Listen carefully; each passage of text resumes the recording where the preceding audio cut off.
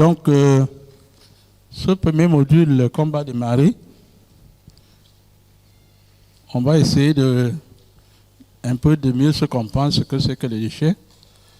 Mais avant qu'on entre dans ce module-là, on vous présente de manière globale tous les modules qui sont prévus dans cette formation de 5 jours. Dans le premier module, c'est un module qui est centré autour de la compréhension de la notion du déchet de manière globale. Ensuite, le deuxième module est centré sur les solutions techniques pour la gestion des déchets. Le troisième module est centré sur les démarches de planification de la gestion des déchets. Et le quatrième module, c'est-à-dire que sur la planification, le troisième par exemple, c'est sur la décharge. Le quatrième module sera la démarche de planification. Vous savez que dans le cadre de la mise en place des droits d'assises, le Mindevel demande de manière comme document préalable au niveau des communes que vous ayez un plan de gestion des déchets. Et le cinquième module, on va identifier les modèles économiques adaptés pour concevoir un cycle de gestion de projets de déchets. Parce que les projets de gestion de déchets, c'est comme tous les autres projets.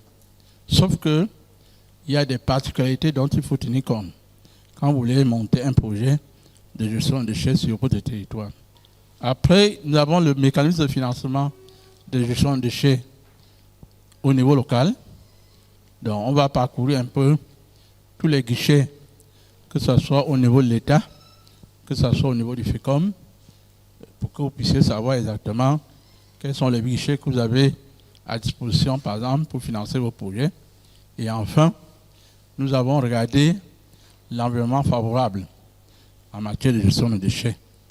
Parce que l'environnement favorable, c'est quoi? C'est la réglementation, c'est les institutions, ainsi de suite.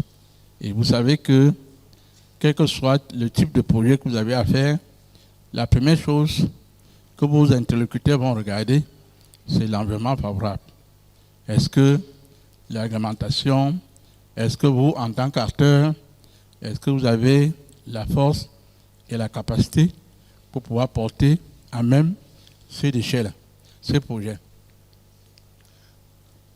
Donc voilà un peu, en gros, c'est-à-dire qu'en termes de session introductive, nous devons commencer par le premier module qui parle de la situation générale de la gestion des déchets au Cameroun et son impact sur la gestion intégrée des déchets solides municipaux.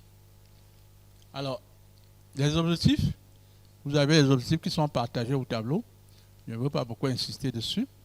Donc, en principe, ce que nous voulons, à travers cette session, c'est que nous puissions partager ce que nous connaissons, quelle est la situation générale dans nos villes. Et c'est pour ça que dans cette session, on va faire intervenir certains de vos collègues pour qu'ils puissent échanger avec vous ce qu'ils font dans les villes sur certains segments de gestion des déchets. Donc on va compléter ces formations-là par d'autres expériences que nous avons, c'est-à-dire qu'au niveau du Cameroun et ailleurs. Alors, la définition des concepts. Le concept de déchet, le déchet c'est quoi? Donc, je veux donner la parole à 4 personnes pour qu'ils puissent définir ce qu'ils comprennent par déchet. Donc, je commence par une dame. Good morning, everyone, once more again. To me, waste is... Oh, okay. To me, waste, I would say, things we no longer make use of, and we want to dispose of them.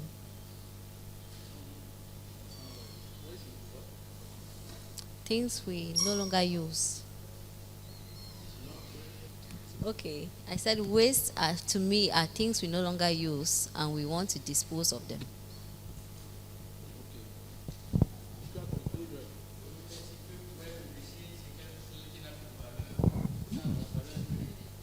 Ok. Oui. Donc, le déchet, c'est plus de valeur. Oui.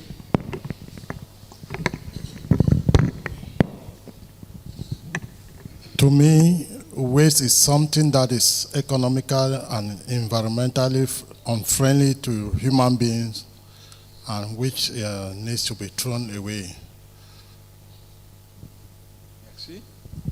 Donc, quelque chose qui n'a pas de valeur économique et sur le plan environnemental, ça pose des problèmes. Les francophones maintenant.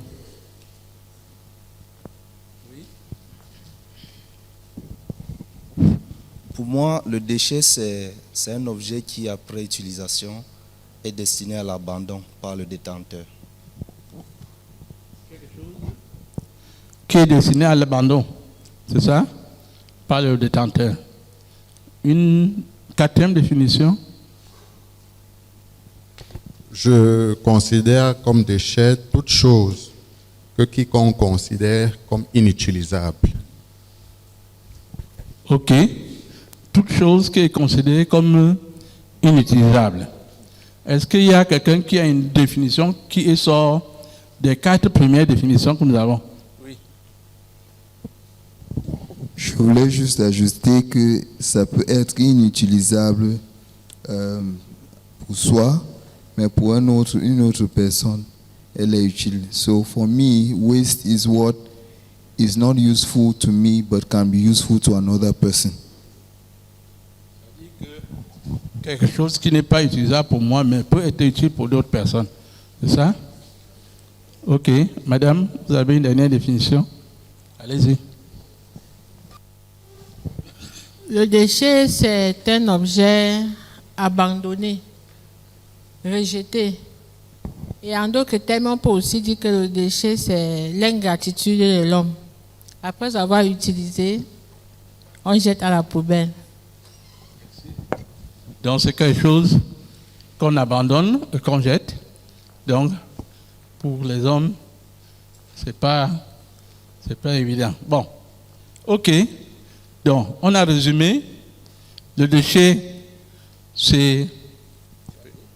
Oui, dans des différentes interventions, l'on note que le déchet, c'est un objet pour les uns qui n'a plus, ou bien qui a une valeur nulle. L'autre, c'est quelque chose qui est nuisible à l'environnement et qui n'a pas de valeur économique.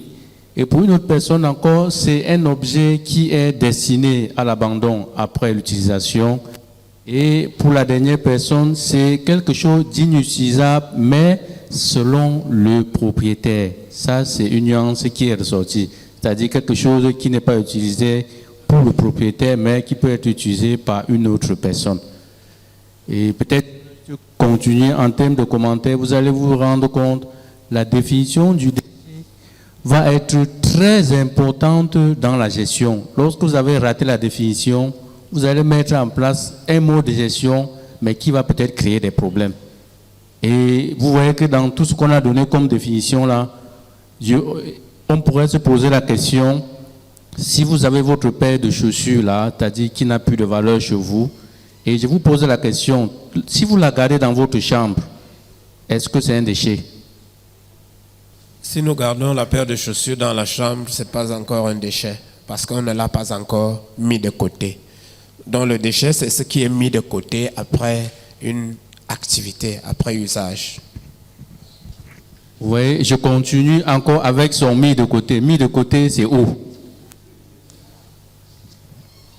À mon avis, s'il n'a plus d'utilité pour son utilisateur, ça devient un déchet.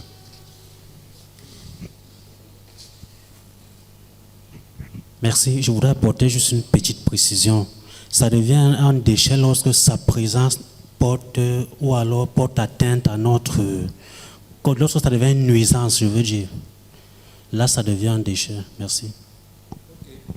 Bon, je pense qu'on a bien fait le tour. Je veux avancer un peu. Donc, pour que nous vais résumer de manière globale ce que c'est que. Mais dans la conception scientifique, nous avons les définitions selon les économistes, selon les juristes.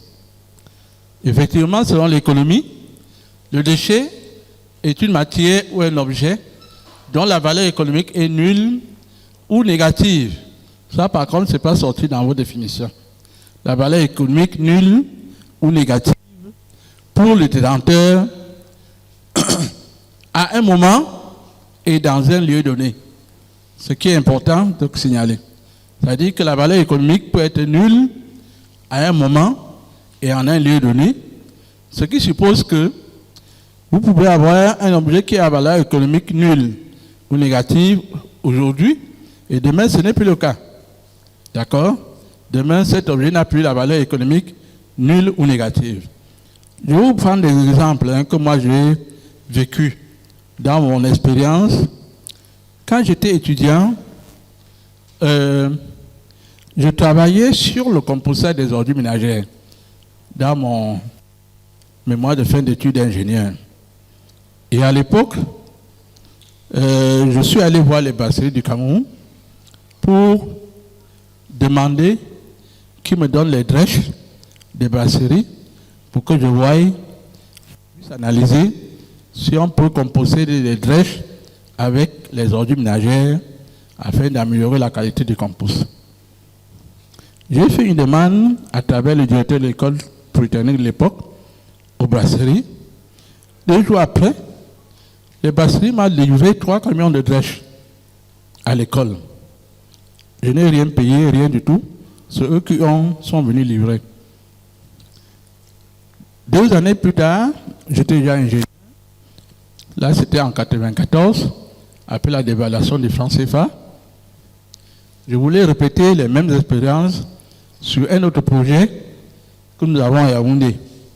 Je me suis allé adresser aux brasseries. Non seulement il fallait payer les drèches, mais il fallait faire la queue. Tout simplement parce que la dévaluation du franc CFA a fait que les drèches sont devenues la nourriture principale pour nourrir les porcs. Donc, tous les éleveurs de porcs qui achetaient les proventes à l'époque, avant la dévaluation, ils se sont rués vers les drèches de brasserie pour pouvoir supplanter les produits qui sont devenus très chers. Donc, c'est le même produit, en l'espace de 2 ans, à cause de la dévaluation, devenu un projet économique. Aujourd'hui, vous ne pouvez pas aller aux brasseries demander les drèches, il y a des grossistes qui le prennent. Donc, c'est un produit commercial au niveau des brasseries. J'ai eu les mêmes expériences à Yaoundé, toujours à l'époque, pour les ferrailles, c'est-à-dire que les vieilles carcasses de voitures. Les vieilles carcasses de voitures dans les années 90, 92 jusqu'à 94, à Yaoundé, c'était un sérieux problème. Parce que les carcasses de voitures, la ville ne savait pas quoi faire.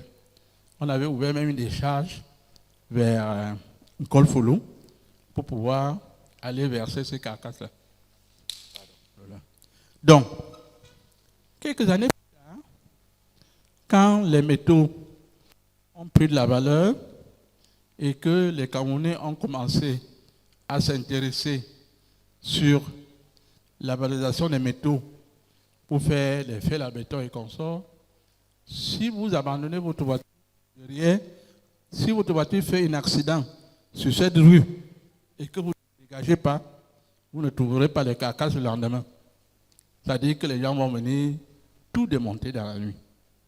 Vous comprenez? Donc, ce qui veut dire que les mêmes produits qui étaient déchets hier sur le plan économique, n'est pas aujourd'hui sur le plan économique. Alors, ça, c'est une des choses. L'autre élément que nous pouvons avoir dans nos quotidiens même, voici les bouteilles d'eau qu'on nous a servi.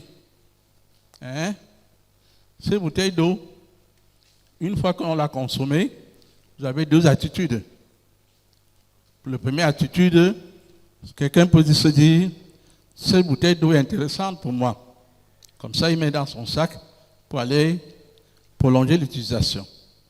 L'autre personne dit, ce n'est pas intéressant, il jette.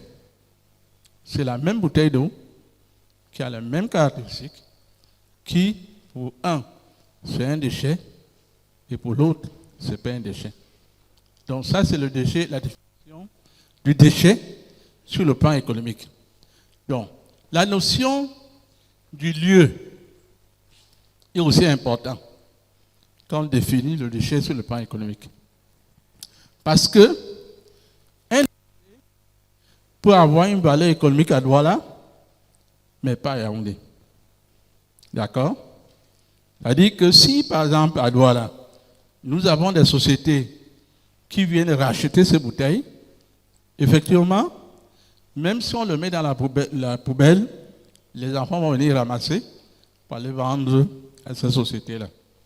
Alors que si on se retrouve, par exemple, à Bamenda, où on n'a pas de repreneur de ces poubelles, il n'y a pas de chance que ces poubelles sortent, de ces bouteilles sortent des poubelles. Donc la notion de lieu est assez importante également dedans. Alors maintenant, on va regarder le déchet sur le plan juridique. Sur le plan juridique, on a deux conceptions des déchets. C'est-à-dire, il y a une conception dite objective et une conception dite subjective.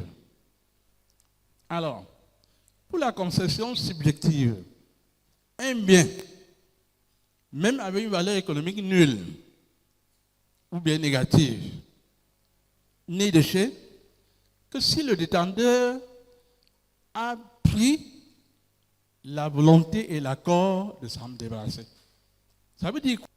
Ça veut dire que si vous avez un déchet, un objet qui ne vous sert à rien, mais que vous mettez dans votre chambre, comme on a posé la question tout à l'heure, effectivement, tant que c'est dans votre chambre, ce n'est pas un déchet sur le plan juridique. D'accord? Parce que si quelqu'un vient prendre cet objet dans votre chambre, vous devez le prendre comme un voleur. Hein? Donc, c'est, par exemple, les appareils électroniques que nous avons qui tombent en panne. Mais on a espoir qu'un jour, on va le réparer. Mais on le laisse là. C'est-à-dire, on ne fait rien avec. Donc, tant que c'est là et qu'on n'en serait pas débarrassé, il n'est pas un déchet. Donc, sur le plan subjectif, le bien est un déchet lorsque vous avez déplacé de votre espace personnel vers l'espace public destiné à abandonner les objets. D'accord? C'est-à-dire qu'une fois que vous avez sorti de votre maison, vous l'avez mis dans la rue ou dans un tas d'ordures, en ce moment, il est un déchet. Quelqu'un peut le récupérer sans aucun problème. Mais tant que vous n'avez pas fait ce geste, il n'est pas un déchet. Alors maintenant, sur le plan conception objective, on se dit que même si on bien qu'on ne veut pas se débarrasser, du moment où ce bien peut constituer un jeune sur le plan environnemental, sur le plan sanitaire, pour toi-même ou bien pour tes voisins, alors tu as l'obligation de le jeter. D'accord? Tu as l'obligation de le jeter. Et c'est là d'où vient ce qu'on appelle les définitions réglementaires du déchet. Vous comprenez? Vous lisez les réglementations, la réglementation définit le déchet, et vous voyez par exemple, dans la définition réglementaire, on va beaucoup plus aller vers des listes pour être sûr que tout le monde a bien compris. Si vous lisez par exemple la loi de 96 sur l'environnement, c'est-à-dire que les articles qui parlent de la définition de déchets, on va vous citer, ce sont des objets abandonnés par le ménage dans les activités économiques, ainsi de suite, ainsi de suite. Donc en fait, ce qu'il faut se dire, c'est que le déchet en lui-même, vous, en tant qu'acteur de gestion de déchets, le déchet en lui-même que vous devez prendre en compte, c'est les deux types de déchets. C'est-à-dire que la conception subjective et la conception objective.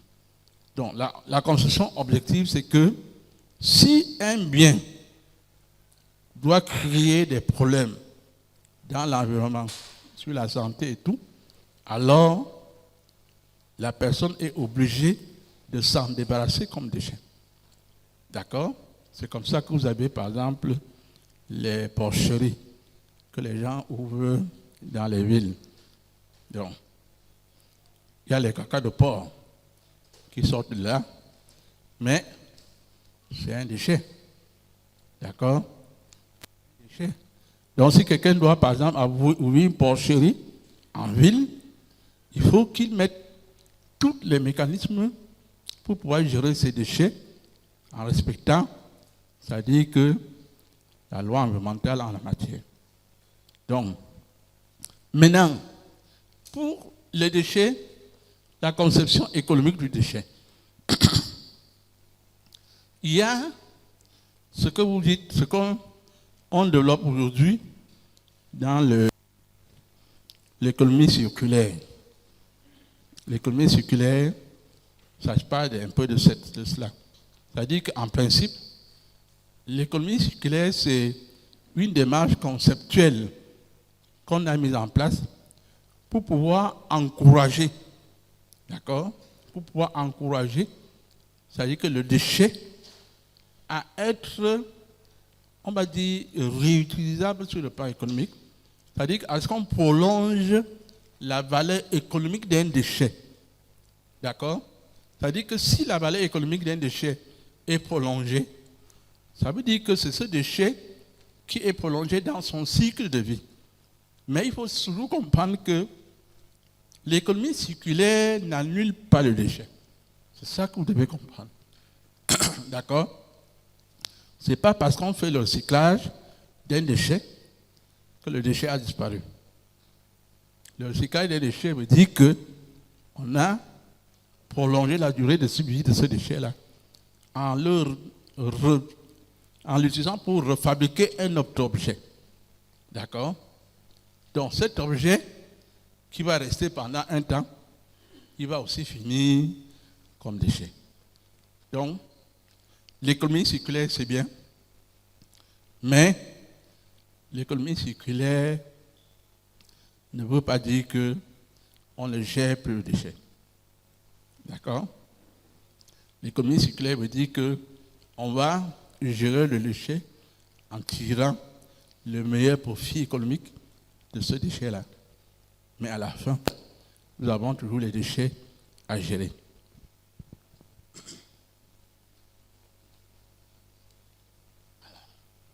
Alors, d'autres définitions, c'est-à-dire que définition réglementaire du déchet. Donc, un déchet est un résidu d'un processus de production, de transformation ou d'utilisation, toute substance ou toute matière produite, ou plus généralement, tout bien meuble ou immeuble, abandonné ou destiné à l'abandon. Ça, c'est la définition de la loi de 96 des déchets. D'accord? Vous avez une autre définition, c'est-à-dire que le décret de 2012 qui rentre encore dans les sous-détails de cette définition en donnant dans chaque mot, comme dit là, on va vous donner les listes des objets, à quoi ça correspond et à quoi ça renvoie. De manière à ce que si vous êtes un professionnel, si vous avez affaire à quelqu'un, du moment où le déchet qu'il a en main ou l'objet qu'il a en main est assimilable à une des sous-catégories qui est présentée dans le texte, alors c'est un déchet. Il ne doit pas vous dire que non, ce n'est pas un déchet, et ainsi de suite. Donc, alors c'est un déchet, il doit se conformer à la réglementation. Alors, je voulais dire un mot sur les déchets toxiques ou dangereux. Bon, généralement, en matière de gestion de déchets, très souvent aujourd'hui, on ne parle plus de déchets toxiques. Tout simplement parce que la notion de toxicité, c'est une notion un peu compliquée qui renvoie à ce qu'on veut dire le refus. Donc quand on dit que quelque chose est toxique, le premier comportement que les gens ont dit, on refuse. Et pourtant, la toxicité, ce n'est qu'une des conséquences. Vous avez d'autres objets qui ont d'autres caractéristiques qui ne sont pas toxiques, mais qui ne veut pas dire qu'ils sont moins dangereux non plus. Et c'est pour ça qu'ici, on va parler plutôt des déchets dangereux.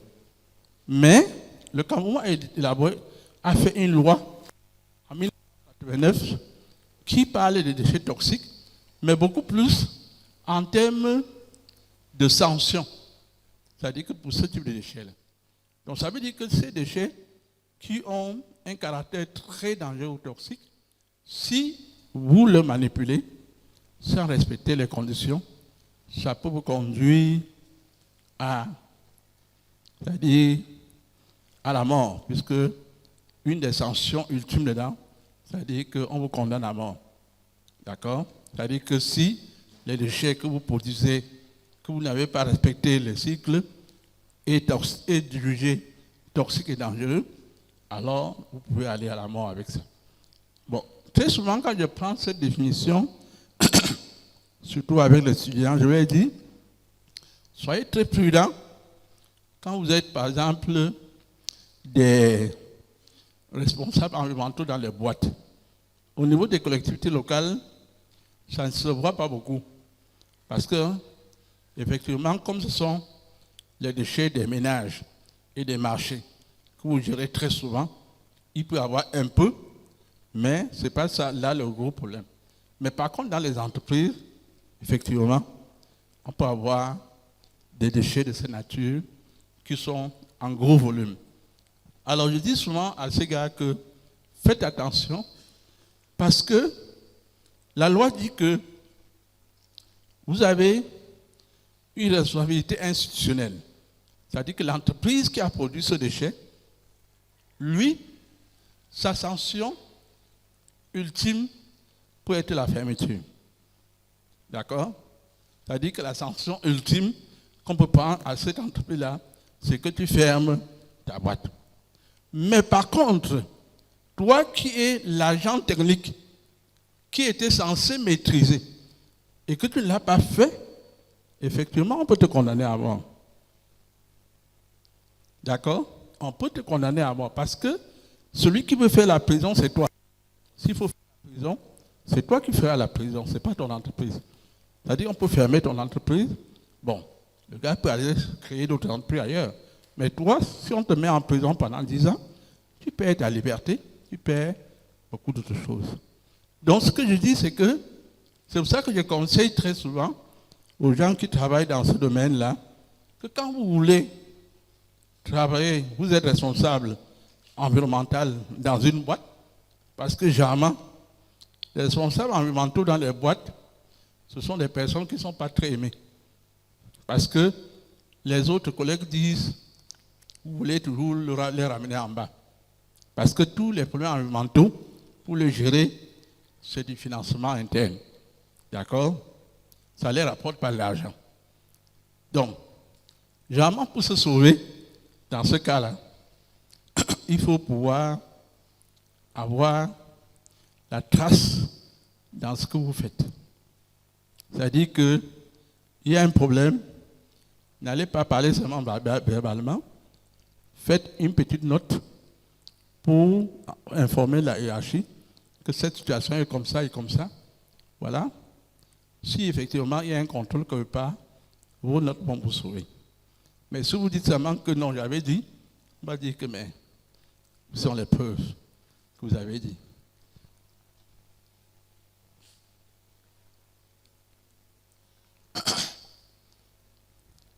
Alors, quelles sont les autres définitions que nous avons dans ce sens-là? Il y a beaucoup d'autres définitions. Il y a beaucoup d'autres définitions, mais je veux beaucoup insister dans ce que nous appelons la valorisation. la valorisation. La valorisation, c'est quoi? C'est une action qui permet de donner une seconde vie à un déchet. C'est ça la valorisation. D'accord? Cette seconde vie peut être l'énergie. Si c'est l'énergie, alors on parle de valorisation énergétique. D'accord? C'est-à-dire que si c'est un déchet qui a un caractère combustible et que vous le brûlez pour récupérer de la chaleur et pouvoir faire autre chose avec la chaleur dégagée, alors c'est l'énergie que vous avez récupérée. D'accord? Il y a aussi, toujours dans la valorisation, il y a ce qu'on appelle la valorisation matière première. Dans la valorisation matière première, il s'agit de quoi? Il s'agit de retransformer vos déchets pour reproduire la matière première qui a servi à fabriquer l'objet qui est devenu déchet. D'accord? Ça, c'est la valorisation matière première. Et la valorisation matière première, dans le langage courant, on appelle recyclage. Donc, quand vous comprenez recyclage, dans le langage courant, sachez qu'il s'agit de la valorisation matière première. Ça veut dire qu'on a utilisé le déchet pour fabriquer la matière première constitutive du déchet. Donc, si on veut, par exemple, pour les bouteilles que nous avons en main, faire une valorisation matière première, alors on va transformer ces bouteilles pour reproduire le PET qui a servi à faire la bouteille. Donc, en ce moment-là, on a fait une valorisation matière première. Si c'est le papier, on va utiliser le papier pour produire des pâtes à papier qui vont permettre de fabriquer des nouveaux papiers. Ça, c'est une valorisation en matière première. Il y a également d'autres types de valorisation, c'est-à-dire que notamment la valorisation agricole en agriculture, par exemple. Effectivement, en agriculture, c'est utiliser le déchet comme sous-produit, soit pour amender les sols, d'accord, pour amender le sol, ou bien pour fertiliser, si on veut utiliser un langage courant, alors c'est ou bien pour nourrir les animaux. Parce que vous savez également que l'élevage, c'est une branche de l'agriculture. Donc, si vous utilisez par exemple les déchets comme nutrition pour les animaux, c'est une valorisation agricole.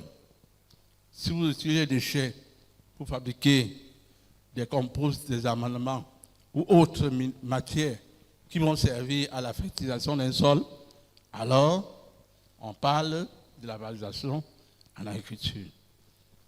La dernière évaluation, c'est l'évaluation en sciences de l'environnement. On peut valoriser un déchet aussi en sciences de l'environnement. Ça veut dire que quoi? On va utiliser le déchet pour fabriquer des produits qui vont servir au traitement des déchets. C'est ça la valorisation en sciences de l'environnement. D'accord? Mais c'est des techniques qui sont un peu rares parce que ça nécessite quand même, on va dire, des installations et des technologies assez sophistiquées entre-temps. Bon, je peux vous citer quelques exemples. Valorisation environnement. Par exemple, si, je ne sais pas, si vous avez par exemple un déchet d'une savonnerie, parce que les déchets de savonnerie, c'est-à-dire que c'est des produits, c'est la soude en fait, c'est-à-dire les produits à pH bas. Donc ça veut dire que si à côté d'une savonnerie, vous avez une autre usine qui ont des produits acides, vous pouvez utiliser effectivement ces déchets-là pour neutraliser le produit acide. Ça fait partie de la valorisation en sciences de l'environnement. Les Japonais utilisent beaucoup les bouts de vidange pour faire des pavés sur les routes. D'accord? Ça, c'est une forme de valorisation en sciences de l'environnement. Même, par exemple, les pavés qu'on utilise pour par exemple, faire les plastiques qu'on va utiliser pour faire les pavés, c'est une forme de valorisation ancienne de l'environnement, bien que personnellement je ne l'encourage pas beaucoup, parce que c'est une technologie qui produit beaucoup de sous-produits qu'on ne maîtrise pas. Parce que quand vous brûlez des plastiques dans les conditions qui ne sont pas contrôlées, effectivement, vous produisez beaucoup d'acides que vous ne pouvez pas traiter.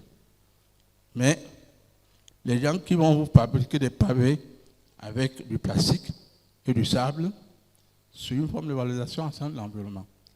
D'accord? Donc il y a beaucoup de valorisations comme ça qu'on peut faire.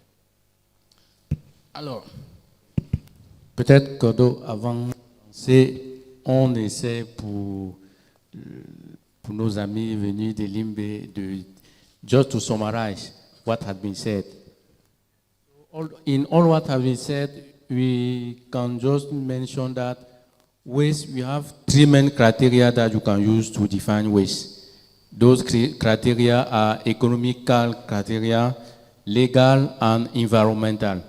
And considering the economic aspect, we just say that waste is an object that can be used and that no longer have, it no longer is useful for its owner.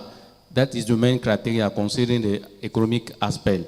Then illegal aspect is being said that whether the object has value or no value to the owner, if this object is not in public space, it's not a waste.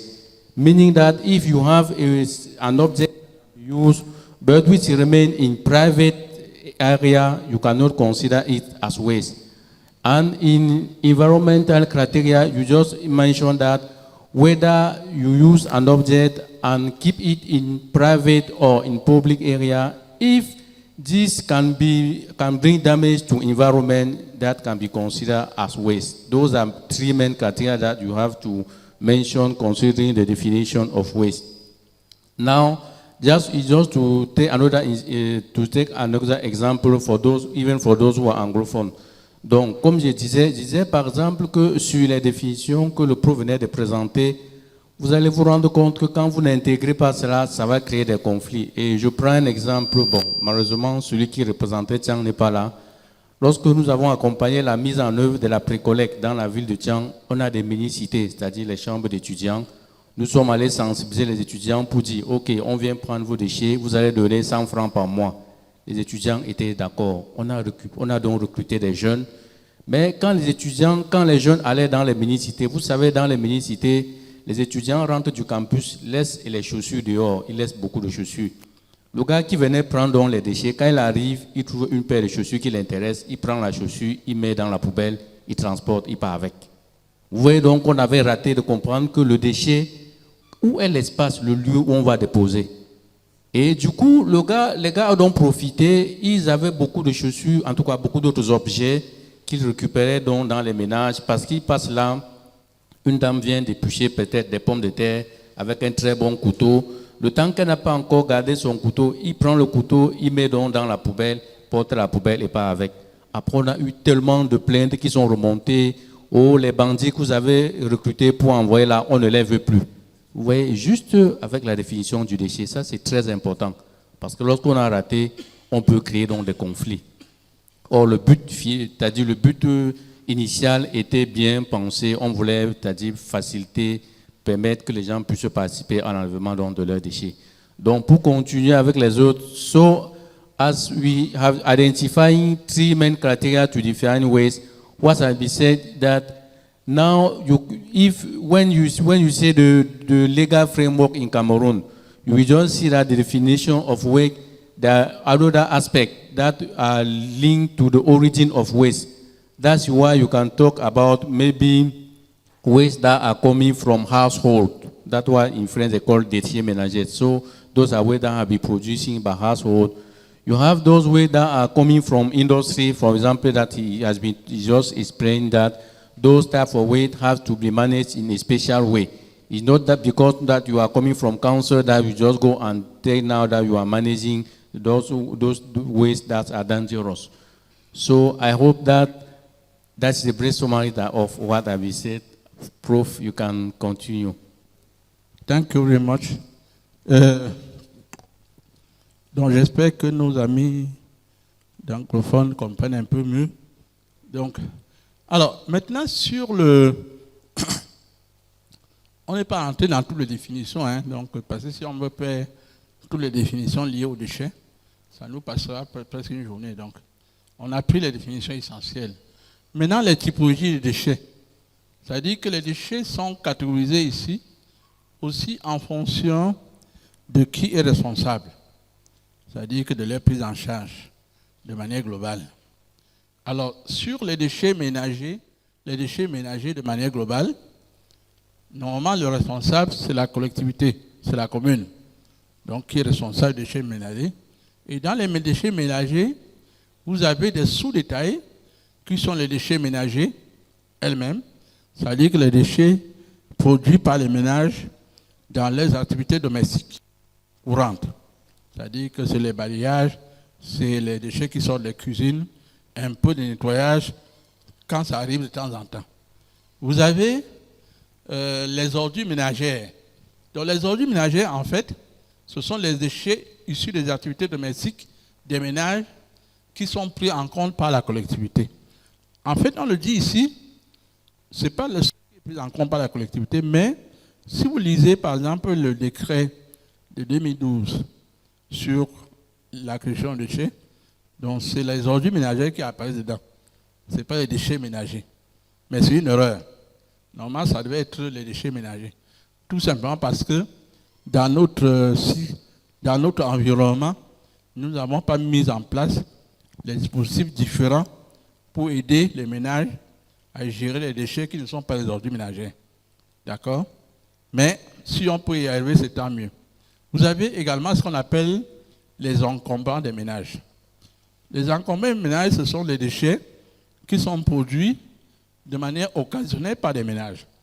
Quand ils ont des activités comme le déménagement, quand ils ont des gros nettoyages de leur maison, c'est encombrant parce que ce sont les déchets dont le volume unitaire est souvent important. C'est-à-dire que par rapport aux ordures ménagères, ils ont des volumes plus importants. C'est-à-dire que vous retrouvez par exemple les meubles cassés, vous retrouvez par exemple les télés ou d'autres dans ces déchets encombrants. Donc en principe, dans les pays organisés, dans les pays européens, américains, ces encombrants des ménages ne sont pas mis dans les bacs, ne sont pas autorisés dans les bacs. Donc on met en place au niveau de chaque ville ce qu'on appelle des déchetteries. Les déchetteries, c'est des espaces équipés avec des grands bacs que les ménages peuvent venir se débarrasser des encombrants. C'est-à-dire que quand un ménage produit des encombrants, il vient avec ces encombrants dans une déchetterie, soit gratuitement, soit il paye. Ça dépend. L'accès peut être gratuit, mais l'accès peut être aussi payant. Il vient déverser dans ces déchetteries. Mais dans notre manière d'organiser les services, nous ne prenons pas en compte cela. Donc c'est pour ça que dans les ordures ménagères, vous retrouverez des appareils, vous retrouvez tout dedans, ce qui n'est pas bien. L'autre élément, c'est les déchets, qu'on peut dire les déchets ménagers dangereux, mais qu'on ne les appelle pas dangereux, qu'on les appelle déchets ménagers spéciaux. Mais c'est des déchets ménagers dangereux parce que c'est des produits dangereux qui sont produits par les ménages. Et là-dedans, vous avez, par exemple, les déchets qui sont comme des déchets hospitaliers, donc les gens qui prennent des perfusions à la maison et que ça se retrouve dans la poubelle, les gens qui ont consommé les produits pharmaceutiques dont le reste se retrouve dans la poubelle, les gens qui ont utilisé des peintures dont le reste se retrouve à la poubelle. Ça, ce sont les déchets ménagers spéciaux. Bon, dans certains pays également, on met en place un dispositif de collecte pour ce genre de déchets. Un dispositif de collecte spécial. Spéciaux. Mais chez nous, on va retrouver tout ça dans la poubelle. Au niveau des déchets des collectivités, les déchets des collectivités, ce sont les déchets qui sont pris en charge toujours par les communes. Parce que c'est des déchets produits dans les espaces publics. C'est ça qu'on appelle déchets des collectivités. Alors, dans ces déchets-là, vous avez les déchets de nettoiement, c'est-à-dire que les déchets de barrage des rues et des places. Vous avez les déchets des espaces verts, c'est-à-dire que tous les déchets qu'on va utiliser pour tondre les espaces verts et tout ça, ou bien pour nettoyer les arbres, ça se retrouve dedans. Vous avez également les déchets de l'assainissement qui peuvent se retrouver dedans, notamment si vous avez une station d'épuration et que la station d'épuration évacue les déchets, effectivement, ça se retrouve également là-dedans. C'est-à-dire que dans ce déchet des collectivités, pour lequel la collectivité également doit mettre en place des moyens pour pouvoir se débarrasser. Ici également, nous avons les déchets des marchés, d'accord, qui se retrouvent dans les déchets des collectivités. Donc c'est un des gisements les plus importants que les communes gèrent.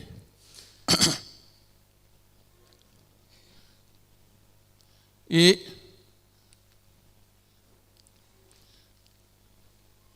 ici, on n'a pas défini une autre catégorie. Bon, peut-être parce qu'on se retrouvait avec les conseils municipales. Mais il faut savoir que, en dehors des déchets des collectivités et des déchets des ménages, que ce sont les villes qui gèrent, il y a les déchets industriels aussi, d'accord, qui sont des déchets normalement qui doivent être gérés par les entreprises. Je dis normalement. Mais dans nos villes, on se rend compte que certains déchets industriels se retrouvent également dans les déchets de collectivités.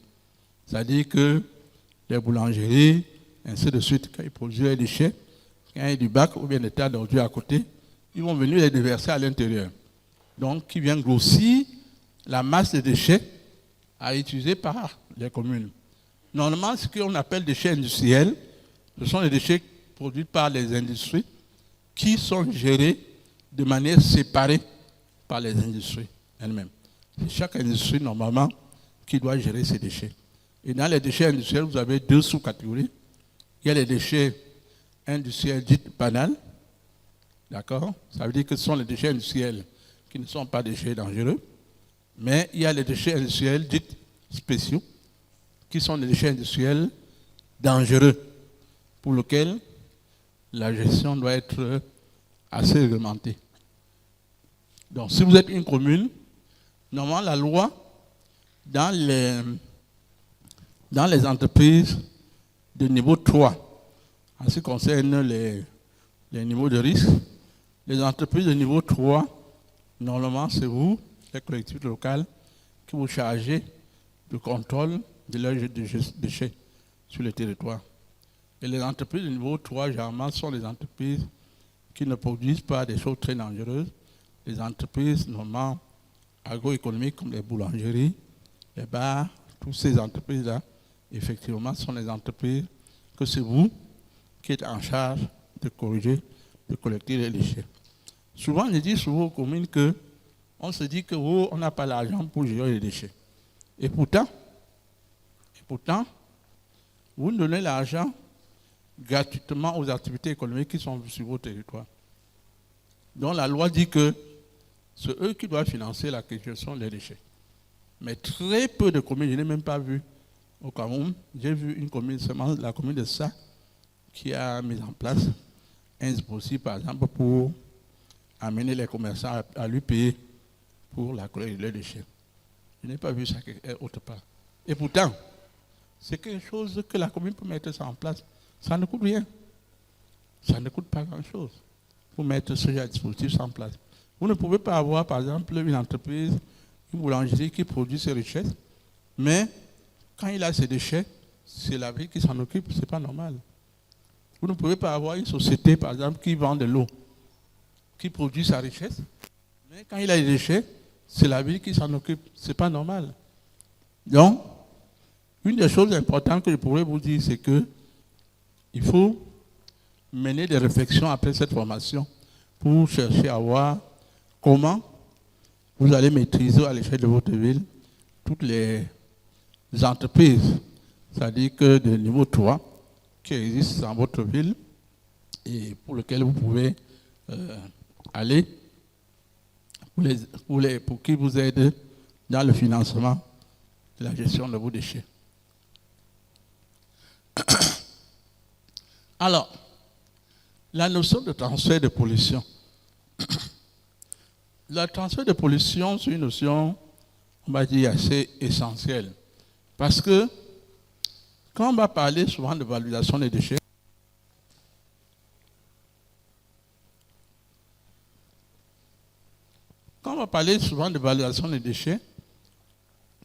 très souvent, l'économiste va voir plutôt l'aspect positif. D'accord? L'économiste va voir l'aspect positif et l'environnementaliste va voir les aspects négatifs. Parce que le traitement des déchets, qu'on ne se détrompe pas, un traitement des déchets génère des pollutions. Tout simplement parce que si vous avez, pour ceux d'entre vous qui avaient fait le cours de thermodynamique, que ce soit, je crois que c'est dans les cas de première ou bien à l'université, vous savez que la matière en elle-même, on peut la disperser, mais la matière, on n'annule pas la matière. C'est-à-dire que quand vous traitez un déchet, ce déchet se retrouve en plusieurs composantes. D'accord? Très souvent, ce qui peut vous intéresser, c'est que, comme j'ai brûlé, j'avais un tas qui faisait 3 mètres cubes. Après avoir brûlé, j'ai 100 litres de cendre. Donc pour moi, j'ai gagné 2,9 mètres cubes d'espace. D'accord? Mais, vous ne savez pas que la fumée qui est sortie, une fois que vous avez brûlé là, cette fumée-là se transforme et part quelque part. Ensuite, vous avez la matière minérale qui rentre dans le sol. D'accord? Qui se met sous un format qui est plus, on va dire, qui peut être plus absorbé par l'eau. Vous comprenez? Donc en fait, c'est pour ça que le transfert de pollution, dans toute opération de gestion de déchets, c'est les éléments importants qu'il faut regarder. C'est-à-dire que la transformation que je fais, quels sont les sous-produits que je génère? Est-ce que les sous-produits que je génère, j'arrive à les contrôler? Si j'arrive à les contrôler, c'est bien. Ça veut dire que j'ai fait une bonne transformation. Mais si je n'arrive pas à les contrôler, ça veut dire que je n'ai pas fait une bonne transformation. Il faut que je réfléchisse encore sur ce que je dois faire. Alors, la notion de déchet ultime, c'est une notion qui a été définie dans l'alimentation européenne vers les années 90. Et cette notion a été développée pourquoi? Parce que très souvent, les populations sont répulsives par rapport à toute opération de gestion de déchets sur les territoires. C'est-à-dire que quand chacun veut que son territoire soit propre, mais si tu lui dis que je veux décharger la ville, comme j'ai besoin d'une décharge, je veux installer la décharge chez toi, on va dire que la décharge là, il faut aller le mettre ailleurs. Et même les points de collecte de déchets, nous avons travaillé à Yaoundé, par exemple, dans le cadre du projet PADI, pendant lequel nous avons cherché à implanter 150 plateformes de collecte de déchets en ville. Au départ, on a trouvé beaucoup de monde qui était d'accord pour qu'on puisse installer ces plateformes chez eux. Mais, quand on a fait à peu près 1 an entre la sensibilisation de départ et l'installation des plateformes, on a pu installer que 40. C'est-à-dire, les 110 endroits étaient impossibles. Les gars se sont opposés, niet, on ne veut pas de plateforme. Tout simplement, effectivement, parce que ils ont peur que la plateforme devienne des dépotoir sauvage, pour lequel ça va rendre son milieu invivable. Et effectivement, ce phénomène a un nom qu'on appelle le NIMBY. NIMBY, en fait, c'est une abréviation anglophone, anglaise, qui veut dire Not in my backyard. C'est-à-dire que chacun veut qu'on mette quelque chose pour traiter les déchets, mais que ça soit chez nous. Alors, pour pouvoir régler ce problème-là, l'Union européenne a mis dans sa argumentation ce qu'on appelle le déchet ultime. Le déchet ultime, c'est pour renvoyer à quoi? Ça peut renvoyer au fait que un déchet, avant d'aller en décharge, il faut qu'on ait exploré toutes les possibilités de valorisation en amont. D'accord? C'est-à-dire qu'il faut qu'on ait exploré toutes les possibilités de valorisation en amont, de manière à ce que c'est le déchet des déchets qui peut aller en décharge. Mais, sauf que, comme vous avez bien compris, que la notion de déchet également, c'est une notion très variable, qui dépend du contexte économique, qui dépend de ceci. Là, on a donné la possibilité à chaque pays et à chaque collectivité de définir la notion de déchet ultime sur son territoire. Ça veut dire que quoi? Ça veut dire que un déchet organique dans un territoire où il n'y a pas la possibilité de produire du compost et valoriser est un déchet ultime. Alors que ce déchet organique, dans un environnement où on peut produire du compost et le valoriser, il n'est pas déchet ultime, il est ultime, donc on va pouvoir le traiter avant de pouvoir le mettre dans cette situation. Donc voilà un peu cette notion importante de déchet ultime qui va permettre, par exemple, qu'on puisse aller le plus loin possible en matière de possibilités de valorisation. Je vais vous donner une histoire sur la valorisation du papier. Le papier, c'est le premier produit qui a sensibilisé les gens en ce qui concerne la valorisation. Parce que, effectivement, comme le papier est issu directement de la coupe des forêts, les gens n'avaient pas envie qu'on coupe leurs forêts de manière irrationnelle. Donc, une des possibilités, c'était qu'il fallait que le papier, qu'on puisse recycler le papier.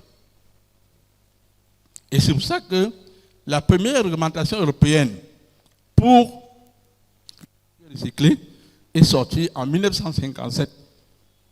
En 1957, l'Europe des 6 a sorti une réglementation communautaire pour le recyclage des papiers.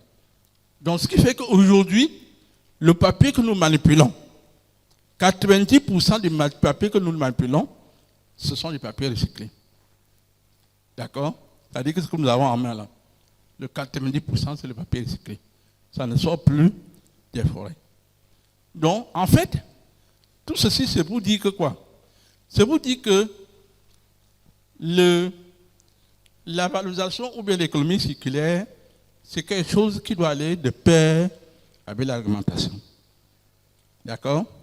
Parce que l'homme économique, l'économiste ne peut investir que lorsqu'il a le dos au mur. C'est-à-dire que si on laisse la possibilité à l'économiste de ne pas faire, il ne le fera pas. Et c'est pour ça que chez nous, par exemple, vous voyez, en matière de gestion de déchets, chacun fait ce qu'il veut. Parce qu'on a fait les lois, mais la loi n'est pas contraignante. On n'arrive pas à les forcer à faire ce qu'il ne faut pas faire. Alors, donc, cette notion de déchet ultime, elle est évolutive, comme on a dit, et effectivement, le transfert de pollution, c'est une notion très très importante qui qui veut qu'on sache comment on va faire. Alors, pour vous donner des cas, des schémas très simples en matière de transfert de pollution. Donc, il faut savoir que quand vous brûlez un déchet, si vous brûlez par exemple un déchet plastique, d'accord, le déchet plastique, d'abord, le déchet plastique, tant qu'il est plastique, la conséquence, c'est que elle est dangereuse si elle se met dans un cours d'eau, parce qu'effectivement, ça va empêcher l'eau de s'évacuer normalement. La conséquence, c'est que si elle est absorbée par un animal, ça peut le tuer. D'accord? Mais, tant que le déchet plastique est resté déchet plastique, si on a par exemple creusé un trou pour mettre le déchet plastique à l'intérieur, il va rester sur place pendant des centaines d'années. D'accord? C'est-à-dire que la pollution sera locale, là où vous avez mis. Mais un déchet plastique, quand vous le brûlez, il libère les acides. D'accord? Il libère les acides, il libère des soupes, il libère en fait, tellement de sous-produits. Et une bonne partie des sous-produits qui sont libérés par le plastique lors des installations, ce sont des produits cancérigènes. Une bonne partie sont des produits cancérigènes. Donc, ce qui veut dire que si vous n'êtes même pas à côté et que vous respirez cette odeur, effectivement, vous avez des risques très, très importants. Il y a un plastique, par exemple, que je prends comme un exemple, qui est notre compagnon de tous les jours, notre matelas. Notre matelas, c'est notre compagnon de tous les jours. C'est-à-dire le polystyrène. Le matelas, c'est poly quoi encore là? Polyuréthane. Oui. Le matelas, tant que nous dormons dessus, pas de souci. Mais il faut savoir que les gaz chimiques qu'on va utiliser pour les guerres, vous comprenez là, 70% du gaz chimique qu'on utilise dans les combats, c'est l'incinération des matelas. D'accord? Donc, une fois que vous avez incinéré le matelas, effectivement, vous libérez des toxines dont vous ne pouvez pas maîtriser. Donc, en fait, avant de dire que je veux traiter un déchet par incinération, et c'est pour ça que je vous dis, moi je suis contre les gens qui vont utiliser les plastiques pour pouvoir fabriquer des pavés. Parce que le fût dans lequel il brûle ce plastique, il n'a pas la possibilité de traiter tous les acides qui sont produits une fois qu'il fait l'incinération. D'accord? Et comme il n'a pas la possibilité de traiter, ça veut dire qu'il pollue plus que de laisser là où il était. Au lieu de dire que tu as fait, oui, j'ai fait les pavés et plus quoi. Hein? Il pollue plus. Donc ce qui fait que pour pouvoir limiter ce transfert de pollution, ce que vous allez voir, c'est que dans les dispositions techniques de traitement et de valorisation des déchets, il y a des contraintes assez fortes. C'est-à-dire que sur le traitement des sous-produits, d'accord, que ce soit les fumées, que ce soit la partie liquide qui va sortir là-dedans, il faut pouvoir les traiter. Et généralement, ces traitements coûtent cher à cause, c'est-à-dire que du traitement des sous-produits. D'accord? Quand vous voyez par exemple un incinérateur d'ordures ménagères, l'incinération d'ordures ménagères, c'est la technologie de traitement des ordures ménagères qui coûte la plus chère. Parce qu'effectivement, on va vous dire, quand vous incinérez une ordure, c'est bien, mais il faudrait que vous ayez un dispositif de captage de fumée, de traitement de fumée, et ainsi de suite, qui intègre telle chose, telle chose, telle chose.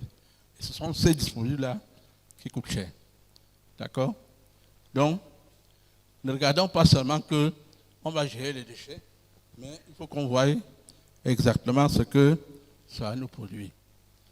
Je crois que c'est bon. Hein. Donc je pense qu'on en a fini avec ce premier module. S'il y a des... Je peux déjà expliquer.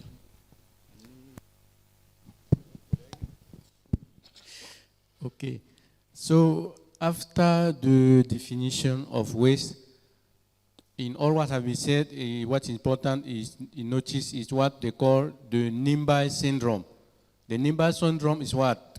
So concerning waste management, everybody wish that we should put in place maybe a good collection of waste, but nobody want that we should put it near his house. That they call it, otherwise he said, not in my backyard. So concerning, for example, landfilling, everybody in a town want a landfill, but where do we build that landfill? That is why he has been explaining things. So that's why it's important. Then he noticed another thing that's very important is that when you have waste, another way to manage it is recovery.